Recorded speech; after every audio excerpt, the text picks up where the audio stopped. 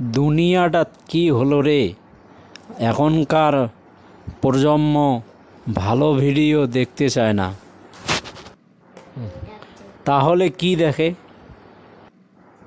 এই যে কিছু আছে না, রিলস ভিডিওগুলো, সস্তা দরের ভিডিও। কেউ মনে কর সায়া পরে অর্ধেক শরীর দেখিয়ে ভিডিও করতেছে, কেউ বা আবার আছে নাইটি পরে শরীর ঝাঁকিয়ে ভিডিও করতেছে।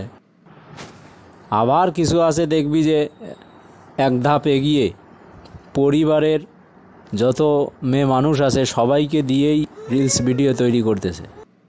আচ্ছা রে, এই যে ভাইরাসযুক্ত সমাজ, এই সমাজ থেকে আমরা কি কখনো বেরিয়ে আসতে পারবো? প্রথমত কষ্টটা লাগে ওখানেই যে অনেক আছে যে দেখবি সুন্দর সুন্দর শিক্ষামূলক ভিডিও তৈরি করতেছে, তাদের সেই ভিডিওগুলো ভিউও হচ্ছে না বা অনেকেই দেখতেছেও না।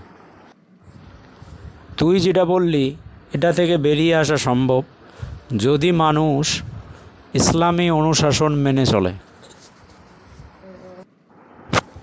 যেমন ধর, মানুষ চোখ দিয়ে এই যে সায়া সেলিব্রিটি, আবার আছে নাইটি সেলিব্রিটি, এদেরকে যখন দেখে তাদের চোখের জেনা হয়।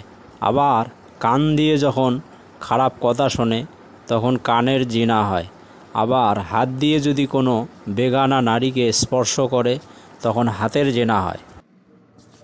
আরে সেই কথা বলিস না, সেদিন মহা ঝামেলায় পড়ে গেছি। বাচ্চা আমার মোবাইল নিয়ে হঠাৎ বলতেছে, বাবা বাবা মাম মাম মাম।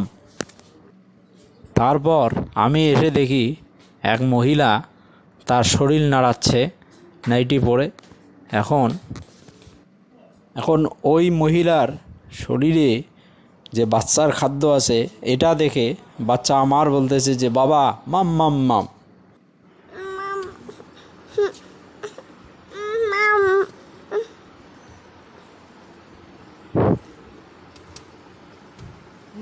বলিস কি রে, এটা তো খুবই খারাপ অবস্থা।